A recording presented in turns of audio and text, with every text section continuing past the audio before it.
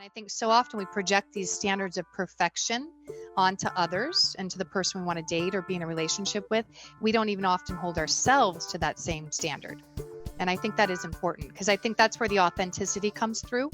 And I think we then start to align with a truer version of what we're really ready to step into in terms of partnership. This is episode number 530 with Jackie Chiodo. We attract what we believe we're worth. Jackie is connected actually with a former guest, and we're going to talk about that. I'm Sandy Wiener, and welcome back to Last First Date Radio, where we believe it is never too late to go on your last first date. And to support you on your journey to lasting love, I wrote a book. It's called Becoming a Woman of Value: How to Thrive in Life and Love. I'm almost finished with my second book, so I'm getting ready to publish that one, and that's going to be all about choice points in dating. But this book is really about the 3 pillars of core confidence: show up, stand up, and speak up. These are, to me, what really helps us to become the person that we are meant to be in our lives, whether we're single or in a relationship. These tips will really support you. And I always share a tip of the day. Today's tip is step number 1, love yourself first, which I was just talking to Jackie before the show, that it just happens to coincide with the topic of today's podcast episode. If you love yourself, and to me, that means know your worth and protect your values, know your standards in life and in love, and take a stand for them. Because if you do that, you will not tolerate people cheating on you, people not showing up for you. You'll be able to speak up early on, not get resentful. It is really the first step in having a life that is of value. And so I really encourage you this week to really look at the ways that maybe you're not showing up for yourself and take that step to really be more you. And before I bring Jackie on, I want to invite you to join my Facebook group. It's called Your Last First Date, and it is a wonderful group of women who are really into positive growth. They all came to this group because they don't want to just complain about dating. It's really not allowed in our group. It is a place for learning and growing and opening your mind. And I invite you to join us there. And now for my guest. Jackie Chiodo is a leader in the field of mind-body wellness. Over the past 25 years, she has led thousands of clients through radical transformation. Through hypnosis, she helps people discover their worth and align their relationships accordingly. Jackie guides people through the same process that she used in her own life to attract a healthy, loving relationship, and she's getting married very soon. Jackie believes we attract what we believe we're worth. Welcome to the show, Jackie. Thank you so much, Sandy. It's such a joy and a pleasure and honor to be here. I appreciate you having me on and looking forward to our conversation today. Me too. Well, we have a client in common, and her name is Julie. She was on the show, episode 523, and she talked about how using both working with me and you, she was able to really open to love. I would love for you to share a little bit of the work that you did with her, if you can, and, with other people. I know she's been pretty open about the work that she did, and we're not sharing last names here, but if you can share, that would be wonderful. Julie came in with some pretty typical, what I call these sort of limiting beliefs or things that we might identify within ourselves or are projected upon us, especially as women at certain ages or stages of life. Is it too late? Did I miss my chance? And so when Julie came in, we were able to identify a couple of those little, what I call them, like little mind traps that were keeping her in this sort of feedback loop. And she kept saying, there's just no good men out there. And I said, well, wait a minute. We don't need men. We need just one, really good one that you want to align with and feel connected to. And so we were able to go through in the process of hypnosis, in addition to the work that she was doing with you, and identifying where some of those mind traps or those glitches were. And some of them came into childhood, or we went all the way back. And what were the first examples of love, of intimacy, of relationship? But then society also tells us at a certain age, we should be married and have kids. And if we've gotten divorced, then maybe that was our one shot. Or at a certain age, maybe there's just no hope for us after all. And so we were able to, in working together, identify what some of those limiting beliefs were and where they came from. And then through the process of hypnosis, be able to replace them with the ideas that she wanted to live by. And so some examples were, aligning with a man that was worldly, that was very experienced, that wanted to give back in some way. It was important to her that she had a man that could live the type of lifestyle she wanted to continue to live. She loved traveling to Europe. Well, this man just happens to be living in Italy, right? So there were certain things that were really important lifestyle wise that I think we sometimes underestimate when we're looking for dating or love. We sometimes forget, wait, what's already working in my life? And I want somebody to be able to complement that and connect with it, not have to completely change who I am and what I do in order to fit into the relationship. So I know those are really important points, just to highlight a few. But another limitation that we're able to overcome is she used to have a certain expectation of the type of man and qualifications, right, in terms of intelligence, or as she had said, it was really important that he had a master's degree or a certain type of education. Well, turned out what was really important in this present time of her life really wasn't that. It was really more the compatibility and how she felt with him. And then turns out this man that she's now with and in love with and connected to doesn't have a master's degree. So it's little things along the way that we're able to identify that at certain stages of her life were very important. But now in present time, at the stage of life she's in, they weren't as significant as she thought they might be. And so thank goodness with the work that the two of us helped her through and that she was willing to do for herself, she was able to really get clear as to what was the priority right here, right now, the lifestyle that she's currently leading. And I think that's an important point to keep in mind for all of us that are out there, if we're out in the dating world, to maybe not look back who might have been attractive 10, 20, 30 years ago to us.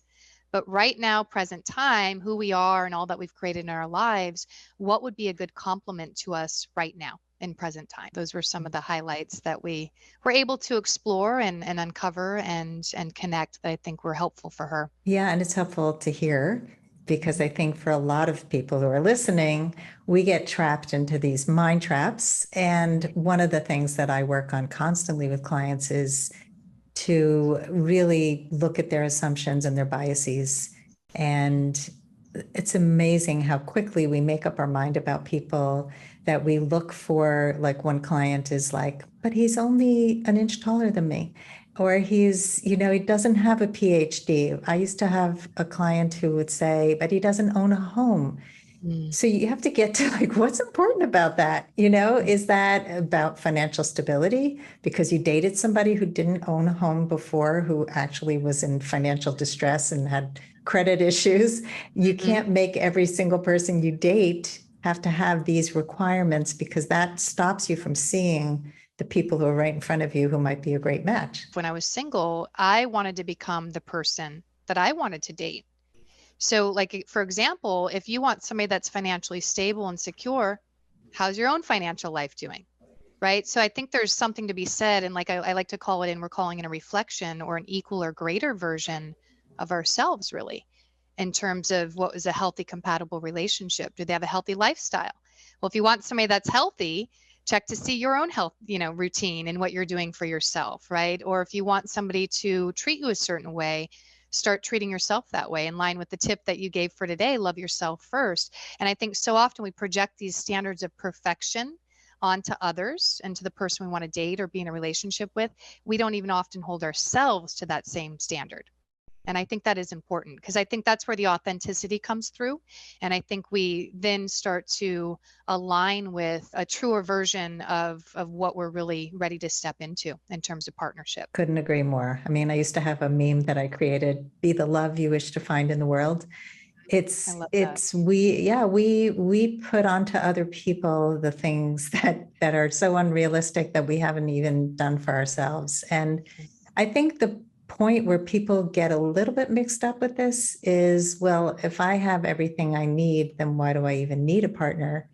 So what do you say to people who are thinking that? I think, again, that's another little mind trap. And I think what happens is if we go back to our first experiences of what love was shown as a child, If we look back and see the quality of relationship that was mirrored to us in terms of our parents' marriage or whoever raised us, we will sometimes build up these little walls of defense or protection that says, well, that's fine. I'm single, I'm independent, I'm living my life. I don't want anybody to interrupt my freedom or tell me what to do. I think it comes from fear. And I don't think everybody has to be in a relationship to be happy. But I know for myself, that was something that I lived a very great life in my single years. And I really, as much as I wanted commitment and partnership, I had maybe a toe dipped in that pool of, oh yeah, I want commitment, I want partnership. And my whole rest of my life and being was in the pool of freedom and being able to go and do and adventure and do whatever I want and not have to worry about someone saying, don't do that, you shouldn't do that, or tell me what to do. But I know for myself, that was a defense that I built long ago as a protective mechanism to make sure that nobody ever tried to control me or to manipulate me. So I think sometimes we say these things out loud and maybe they're healthy and they're authentic and we really mean it. But I think a lot of times I've seen this with my single friends and clients that a lot of times they want to protect themselves because they don't want rejection.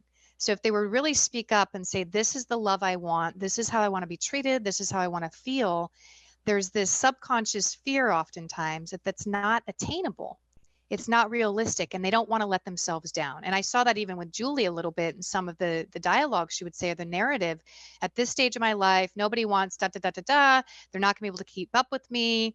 I'm going to feel this or this. And I said, well, wait a minute. That's all based on a past experience. And right now, it's safe to hold on to that because it means we don't have to then set ourselves up for the possible fear of rejection or disappointment. And so I think that it can be great to be independent, but I think at the core of what it means to be human, we all want to be loved. We all want to have support on some level, even if it's really good friendships or just relationships with people that we're not even intimate or romantic with. And so I think just initially to say that, there's a little bit of a defense or a guard. Because I think we're wired to not necessarily have to get married and live together, but to connect and to feel supported by other humans. And I think we're all worthy of being loved. So it kind of hurts my heart a little bit when people put up that wall or that defense, say, well, I don't need anybody, because it is safe to be alone. There's a lot of safety and security in just being with yourself because nobody's ever going to have to disagree or let you down. Yeah. Yeah, But I that's can the risk we relate to. take, right? When we Yeah, put ourselves out there for exactly. love. So the risk reward is how I look at it. Yeah. Well, there's a huge reward, but I think if you haven't experienced it, it doesn't feel palpable. Like you said, it may not be something that you've had in your past, but whether you've not witnessed it in your family of origin or the people who brought you up, or in your past experiences, or even in the people that you see. I mean, I used to look out and see unhealthy relationships. And so I stayed in my marriage for 23 years because even though it was sucking the life out of me, I couldn't see another option. And that's really why I got married to him, because it felt like the safe option. He would love me and I wouldn't get hurt because he loved me more. It was sort of this, I was looking for that because there's this myth that you look for somebody who loves you more. And it's like we have so many messed up messages in our society. But let's talk about you and some of the patterns that you had repeatedly been experiencing that led you to the same type of relationship. You spoke a little bit about saying that you wanted partnership, but really wanting freedom. Can you elaborate a little bit about some of those patterns? Yeah. And thanks for asking. It was really, I think the biggest thing was I did not have any real life examples of couples, married people that I wanted to emulate. They say, if you have examples of certain things in your life, right, that serves to inspire you to want to create that yourself. And I was looking. And so there were many years where I said, I'm never getting married. I don't believe in one person forevermore. I think it's a construct that we've bought into as a society. And if we're single, it's almost like people look at you like something's wrong with you, especially at a certain age. I'm in my mid 40s. I've never been married. It's like my fiance and I are unicorns because he had never been married, same age, but we were committed to our profession and our passion and our purpose. So for many years, there was this subconscious fear. Again, I wasn't fully aware of it, although I knew on one hand, I was saying, oh, I want partnership and love and relationship. But not at the expense of my purpose and my freedom. As I travel a lot for work, I love what I do. And again, I had this fear, underlying fear that I fully wasn't aware of at the time, of being told what to do or told that I could or couldn't go and do as I please. And so there was a part of me, while I wanted commitment and partnership, there was a bigger part of me that didn't want to sacrifice that for my freedom and the life I'd lived. And I think part of that comes from too the societal. I officiate weddings, by the way, just as a side note. And I write these vows in a way that are equal. And so for me, it was important to find somebody equal or greater.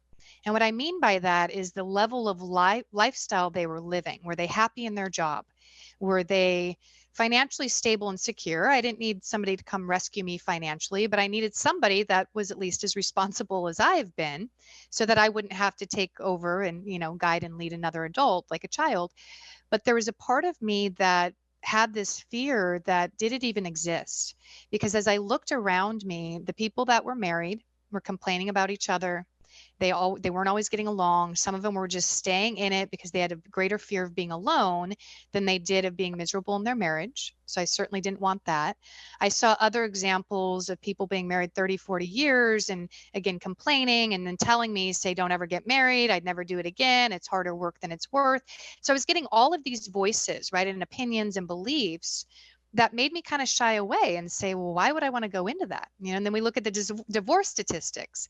I thought, well, if I was going to jump into a pool and there was a bunch of sharks and I have 50%, ability to survive, would I take that leap? And so I kind of like shied away from marriage and just thought, I want partnership, but I don't know if I'd ever do that. I don't know if I want that commitment, because I also had a sort of belief around commitment meant I had to lose freedom, which I now understand is not the case. It's a matter of the right person, right, that you're aligning with and what you agree to when you come together. But the commitment piece, as much as I wanted it again, was not strong enough to pull me in, because I started to think of that as sacrifice, right? Sometimes people get married, they're like, two become one. Right? You see people couple off and then maybe they never see their friends again, or they're never allowed to go do things on their own. And I saw a lot of examples of this. I thought, well, that's just not me. I'm too independent. I'm too autonomous to be codependent. And I thought on some level, if you're fully committed, that means codependency comes with it, which we know is not the case in a healthy relationship. I think so many women, especially over 40, are afraid of losing their autonomy. And they say, all right, I'm happy alone. I would like a man in my life, but I don't think I want to be married. I don't want to live with him. I want my own space. And I want to protect my assets, and I want to, and all of that is possible. I mean, you can design your own relationship. You can have living together apart and see each other on long weekends, whatever works for you. But I think for a lot of people, it's that distance that they place just so they can make sure that they don't lose themselves, but they never fully merge with the other person either. And there's a difference between merging and codependency. Do you want to speak to that? Because I know you found your place in this mix. Yeah. And so one of the things that came up so Jason's my fiance, and when we came together, we're the exact same age, mid 40s, never been married, never had children, and we were both very much invested, still are, to our careers. He just left for 2 weeks to go to the Middle East to go do what he loves and be on tour in his field. And I admire that. And so when we came together, it was, okay, we fully know who we are. We know what works and what doesn't work for us individually. And I think there is something really powerful when two independent people can come together and be interdependent, not codependent. And we set the terms of our relationships. He happens to snore. I wasn't going to give up my sweet space of sleeping every night in a quiet room. So right from the beginning, I said, we are going to have 2 bedrooms. We're the modern couple. We can start the night together and fall asleep, and then we can separate and then come back together. And then we're happy to see each other in the morning. There's nothing wrong with this. In fact, a lot of people are building their homes around this concept later on in life, because sleep is very important, right? We also sat down and said, okay, if you're wanting to have children, I said, I gave myself till 40. I'm past that. I don't see myself physically giving birth to children. I don't need to feel fulfilled right now. But if that's important to you, let's talk about it. But what we came together with from the very beginning was respect for each other, and the agreement that we weren't going to try to change each other. We weren't ever going to tell each other what to do, what we couldn't do, when we could travel, when we needed to be home. And there's a beautiful thing to be said. It's like a dance where we can come and go, we can take our trips together, we can travel for work. When we come back together, that adage of old the absence makes the heart grow fonder really can be true. If there's mutual respect and trust, you're not going to feel the separation, even if they're not physically with you all day, every day. And for us, we actually enjoy our time apart because it gives us time to get creative, to get our, mindset focused and in the businesses that we both work with and run. And so for me, I wanted to call in equal or greater. And I really feel like I found that even though we are so opposite. Here's the other thing I want to mention is that he's not a carbon copy of me. We have enough different that we can keep learning and growing with each other without feeling threatened. We also don't agree on some major hot topics, politically, religiously, it doesn't matter because we're able to come to a place of listening to each other and understanding where each other's coming from without feeling like we have to change our viewpoint to get along. And I think that's a really important thing, especially when people are coming together later on in life, midlife or beyond, is that you're not going to change that person. And ideally, you wouldn't want to. Because I wanted somebody that wasn't a doormat. I wanted somebody that was so sure of himself and filled with self-love and self-respect and self-acceptance that it wasn't negotiable, right? How he showed up and who he is who he's going to be, which is beautiful. And so I think that's the other thing we can get sort of trapped by is we expect to change that person. And so I always tell people, clients, friends, I'm like, if you can't take face value what's in front of you right now, then walk away because they're not going to grow into some ideal image. They may, but chances are they won't. And so we just came together from the very beginning saying, okay, this is who I am. This is who I like being. And that either works or it doesn't. But we don't fight a lot. And the things that do come up, we just say, oh, wow, that's an interesting perspective. I totally don't agree, but I can understand where you're coming from. And so between those, those different things, it's we're able to find an agreement that works for us and enjoy each other. And I think that there shouldn't be another little track that we can get caught up in life is, oh, relationships are hard work. Well, anything in life that's worthwhile, I think there's going to be effort involved. But I don't feel like we have to work and strain and force anything on a day-to-day basis. In fact, we laugh more than we cry, and we play and we joke, and we really have a wonderful sense of humor with each other and enjoy the time that we do have together. And I think sometimes when we're in it day to day and everything we do is together as a couple, that can get old. And I think at some point it is nice to be able to miss the person and then have that spark of freshness again when you do come back together in sort of an interdependent sort of way rather than codependent. Yes, interdependence is key. And I love so many of the things that you shared that people often are looking for their clones and they think, oh, I have to find somebody just like me. And you would absolutely kill each other. Like, I don't need another me. This is enough. Yeah. And it doesn't keep that mystery alive, like you were saying. I mean, that's what leads to the eroticism is dependent on the ability to have some mystery, that we are not so familiar with the person that there are no surprises ever, that we are with them all the time, that it becomes so routine. And you have to create that if you don't have the distance that you guys have. But you really were clear about what was important to you, and you didn't want to settle for something less, which I think is wonderful. And a lot of people don't believe it exists, like Julie did not believe it existed. And so she kept being very disheartened when she would find men who just were boring. And man, I can relate. I'm single. I had been married for 23 years and I had some really good relationships that weren't enough to sustain for longer than they did, but they were really wonderful stepping stones for me. And I am not in a relationship because I haven't found somebody who's going to be equal or add value to be greater than. And, just so many people who come into my life are just not that. Keeping open to meeting people and not having it look like the type that you were attracted to. I mean, God, if I was with the type I was attracted to 20 years ago, it would be terrible. I mean, hopefully we're growing and evolving, and Yes. what we thought we needed is not at all what we needed, what we need now for sure. And if you're an evolving person, then your needs are going to change as you grow, and you're going to be open to it showing up in a way that you may be very surprised. And I always say that love comes in surprise packages It often. really does. Yeah. Let's take a quick break to hear from our sponsors. This episode is brought to you by Amazon Music Unlimited. You can listen to over 70 million songs and thousands of playlists and stations. Plus, you can now stream your favorite podcasts like Last First Date Radio. You can listen to any song, anytime, anywhere, on any of your devices, your smartphone, your tablet, your PC or Mac, Fire TV, and any Alexa-enabled devices like the Amazon Echo. Get Amazon Music Unlimited for free for 30 days. Just head on over to getamazonmusic.com/lastfirstdate to learn more and claim this offer. So how did you two meet?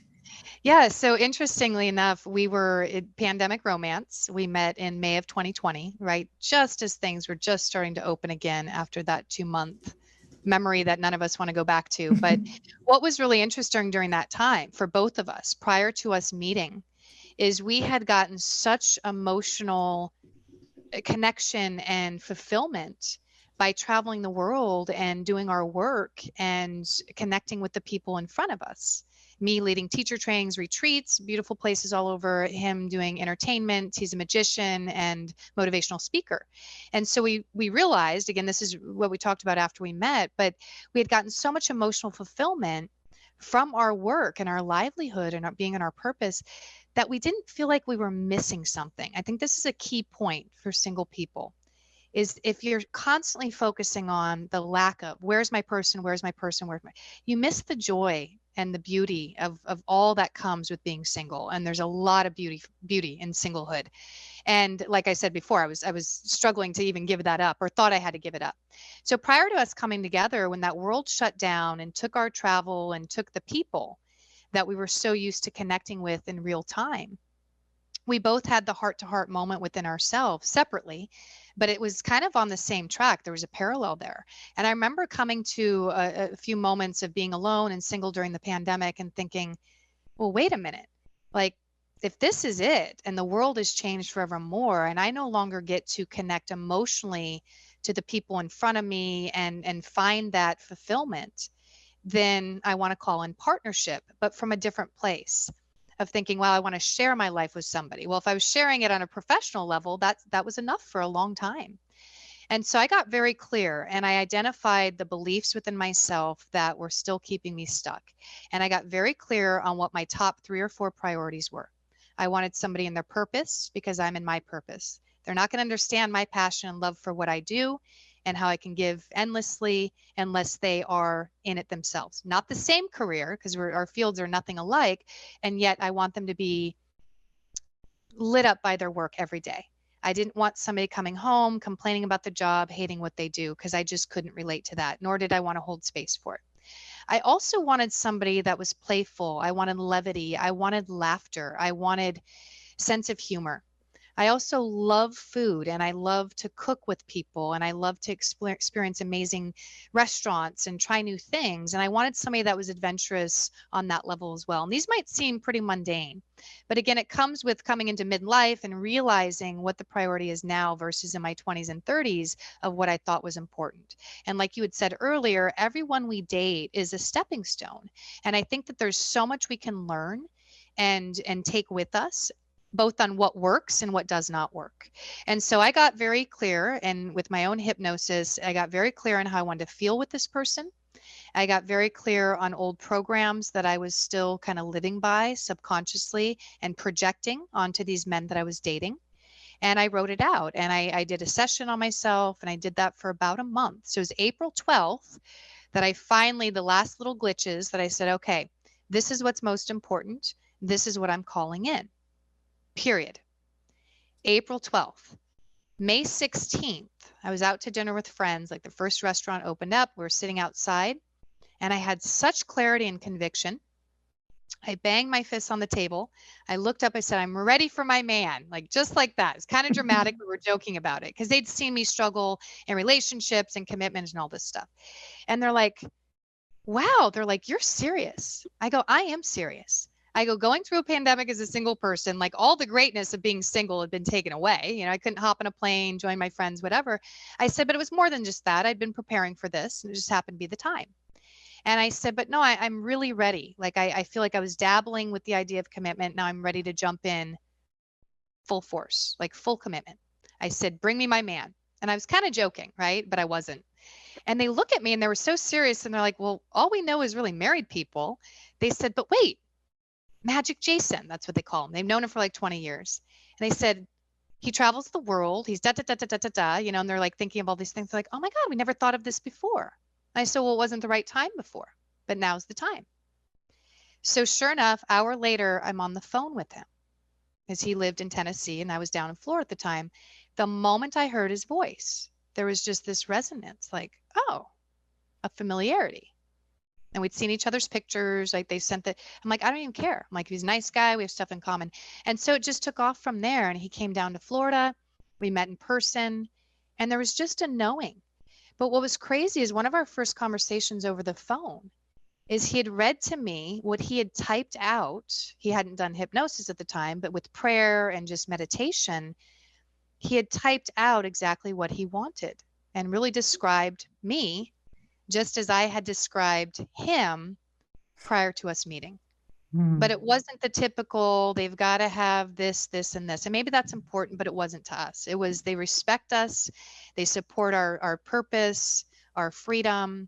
We're interdependent. Neither one of us wanted codependency. We didn't want the commitment that was perceived as a trap or that that person was going to try to change you into becoming somebody else. And it worked. So it was kind of fast and quick, but it wasn't. I mean, I feel like we had both been preparing a lifetime. We did hold out. And like you said, we didn't settle. You know, you're not just going to settle for the first thing that comes along and say, oh, well, at least I got married. We were both very much committed to maintaining our purpose and our own livelihood and independence. And if somebody could dance with that and come together, great. But if not, we were going to be fine no matter what. And so we weren't coming from a place of desperation. We weren't coming from a place of what was missing. We were coming from a place of really being ready at a time in our lives that neither of us had been ready prior to that moment. And did the pandemic expedite that? Probably, because chances are we would have been in two different countries at that time had the world been wide open. So that was the silver lining for us that I don't know that we ever would have met or come together had the world not stopped for a beat so that we could get clear. And then the time being right, we came together at the right time. So it was pretty miraculous looking back. And it wasn't easy. I mean, that's the other thing. A lot of times people think, oh, once you find the right person, the pathways just open up and it's sunshine and rainbows. It was very difficult. Our careers were wiped out overnight. I mean, we were used to traveling and being in front of people. That stopped. We had to get online. We're both Generation Xers, and to do all the technology stuff is not in our DNA naturally. We had to learn it, but we at least had each other to support.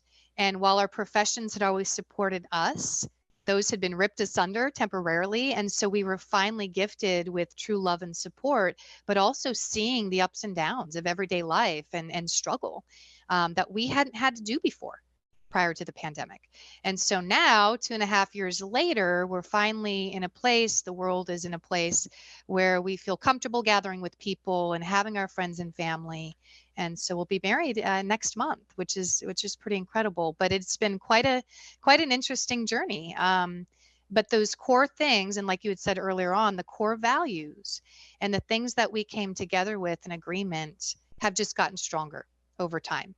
And we're very different, as I mentioned. So the opposites attract. There is something to be said with that.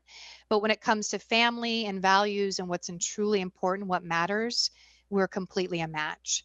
So yeah, he's not my carbon copy, neither am I his. And that's exciting and it's fun because if we'd come from the same world or same upbringing or background, that might work for a lot of people. But for us, we thrive with that diversity and the challenge and the growth and learning from each other each and every day. I'm glad that you brought up the hard work because I mean, I think you talked about work twice in this conversation. Mhm. Once about, well, relationships are worth working on because anything worth having is worth investing in. And but it's not like labor. It's but it does take time to find a way to be with a partner, to change your lifestyle, to navigate conflict, to figure out what to do about people who live in two different cities. There was a lot to navigate. Yeah. The world had shut down, you were online, your jobs had been lost. I mean, there were a lot of obstacles that would have, for some people, that would have been a deal breaker. I mean, there Yeah. are people who they don't want to travel outside of 5 miles to meet a partner. And I always say, partnership is not necessarily conveniently located around the corner. It's true. But I love your story for so many reasons. And I think that we have to be ready. The stars have to align that we're ready to meet this person and to recognize this person. Because a lot of times these people are even in our lives and we don't even know it. Even in Julie's case, she didn't immediately have a love connection because he was in another partnership at the time. So, but she recognized something in him and he recognized something in her, and they continued on that path in spite of the partnership and in spite of not knowing where this was going to go. It just felt special enough to continue. And yeah, I have to add that I was married to a comedian, by the way. I don't know if you knew that. And we both traveled a lot for his business. Plus, I had my own business. And I agree with you because I have so much passion for what I do.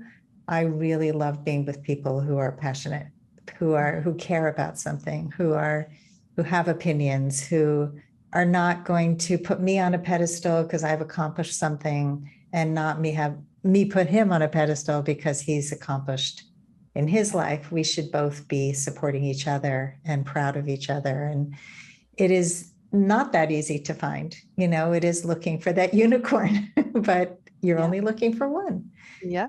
Yeah. Yeah. And to be, and with that, no matter what stage of life it happens, as I tell myself and clients all the time, it's never too late and it's always the right time. But you mentioned something big, if you feel ready for it. And I think a lot of times in our singlehood, we're waiting, we're wondering, we're worrying, or we're doubting. And so I encourage people, use this time as preparation. Get yourself in the best place you could possibly be, physically, mentally, emotionally, energetically. Live your best life now, and that person will come along to match it, to mirror it back to you. And we don't have to settle. We don't have to have somebody put us on a pedestal, because surely that'll get knocked over at some point. Has been my experience. I didn't want somebody that was intimidated by what I'd accomplished, but I wanted somebody that understood it, and they weren't intimidated by my goals and my dreams, my aspirations, because they had their own, even if they were different than mine. And I think what you mentioned earlier too, I'm always going to be growing and evolving. I'm always going to be a student of life and learning. And I needed that as well. I needed somebody that was an avid reader, that loved to educate themselves, to try new things, to learn new things, because I know that about myself. And in the past, a lot of the relationships I had outgrown. And I think that's the other thing we have to give ourselves permission, is that we can outgrow people. And that doesn't mean either one of us are good or bad. It just means that we're so in tune with our own goals and needs and growth that we're not going to stunt that to spare somebody else's feelings. And I think that's important because it also speaks to the non-codependent side of things. I think oftentimes we get a partner, we think, oh, it has to be forever. And God forbid one of us grows this way or that way, or we want to move in two different directions. I don't see that as a failure. I see that as a learning point, and I see that people can come together for certain stages or lessons in life that then prepare them for the next relationship or the next stage of life. But I don't ever see, and if I look back at all my relationships, I don't look and say, oh, those were a failure. I can see where I was triggered or maybe did self-sabotage based on old beliefs, and I wasn't in a healed space to move forward with them. But I look back at every single one of my dating experiences and relationships and say, thank you. And I'm so glad I learned this from you, both what I do want, but also what I don't want. And I used to joke with my single friends that I'd weave a man quilt, meaning I'd take all the best traits and attributes and connections of relationships and then weave it into a whole. And while I was doing that, I was becoming that, right? Like, I like this quality. Great. Well, that's a quality I admire in myself. Or this is a quality I want to attract. Great. Then I'm going to go get busy doing that and creating that within myself. Because I do think that we reflect each other in relationship, even if we're very opposite. There's some thread that brings us together, that subconscious sort of attraction that plays out in a myriad of ways. And I think that self-love, self-clarity, self-trust, and self-worth is really the foundation of any great relationship. And if we're still beating ourselves up and pulling ourselves down, then we can't be surprised if we call in relationships that echo that back to us. But on the same side, if we're encouraging ourselves and we're supportive and we take time to take care of ourselves each day, that then gets echoed back to us, and the love and the support that we bring in. Well, I was going to ask you for your final words of advice for someone who wants to go on their last first date, but I think you just did it. Become the person you want to date. Yes, and it's never too late. I think that it's so important. And, we've been fed so many false beliefs about looking for our other half and finding someone who completes us. And this is so wrong. And it is not healthy. No, it is really not healthy. Two don't become one. Two become three. The partnership, that's another entity of its own, but you don't cut yourself in half to merge with somebody. No. And most of the people who are out there are thinking that they have to give up something important to be with somebody. And I think once you realize that your life matters, that you matter, and that you want somebody to enhance your life. Look, I think the same for friendships and for work. Like, I will not accept a client who doesn't align with my values. Once you're clear, you know who you work best with, and you know who you don't work best with, and you know who you want to be friends with, and somebody who's not really showing up and investing in the relationship is not going to be that person anymore. You outgrow a lot of relationships, and just like we shed skin and hair, we shed relationships, and it's part of the natural course of life. So I think that, we get these beliefs and these limiting beliefs out of our system of what we should be looking for and what we should do and how we should be, rather than what's really healthy, like you've explained and you've demonstrated in your own relationship. People will have a much better chance at finding partnership where somebody meets them where they are. Absolutely. Well said. Yeah, thank you so much, Jackie. This is a fantastic conversation. Tell our audience where they can find you. I'm at JackieChiodo.com, and Facebook, Instagram, same thing. Jackie Chiodo Facebook, Jackie Chiodo 1 Instagram. And listeners out there, if you are interested in doing a hypno session, I'm offering $50 off the session or a package. And then my email, JackieChiodo@yahoo.com. If any listeners want to email me, or anybody you send my way, Sandy, I'd be happy to give them a 15-minute hypno recording, just a general recording. The sessions are much more specific to the individual, but it's a nice way to just start relaxing into that ideal belief that you want to carry forward about relationships, because I think there's so much that we have all been exposed to that isn't really healthy or functional long term. But I just want the listeners to know that you all have the power to shift those beliefs. And both Sandy and I are here to support you in doing that, because I do believe we all deserve to feel loved, to feel safe, and to feel worthy of the ideal relationship we'd like to call in. Just to be clear, it's $50 off a hypnosis package by mentioning Last First Date Podcast. Yes. Emailing you at JackieChiodo@yahoo.com. Was the recording a free recording? Yes, free recording downloads, 15 minutes. Yeah. Okay. And just a general sort of kind of intro to relaxation and hypnosis and how it works, but also starting to prime those deeper mind beliefs with the hope and possibility of love and a functional, healthy relationship. Yeah. Well, thank you so much again. And I love the work you're doing. You're doing fantastic work in the world. Keep it up. Thank you. Thanks everybody for listening. If you love our show, please give us a great rating and review on Apple Podcasts. We really appreciate it. It helps our podcasts grow even larger. And as always, here's to your last first date. If you are ready to get unstuck, gain new tools, become more empowered, and finally find your last first date, I'd love to talk to you. Fill out an application to be considered for a complimentary half-hour love breakthrough session at lastfirstdate.com/application. That's lastfirstdate.com/application. I look forward to talking to you soon.